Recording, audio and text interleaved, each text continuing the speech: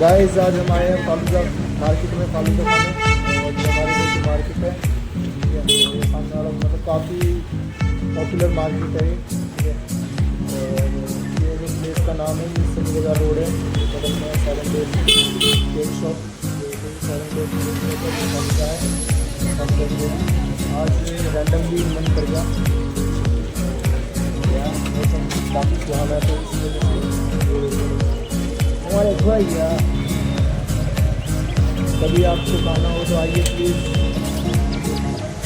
वार्ता काफ़ी पॉपुलर है यहाँ का फालूदा, और इस एरिया का फालूदा काफ़ी ज़्यादा पॉपुलर है यहाँ पे।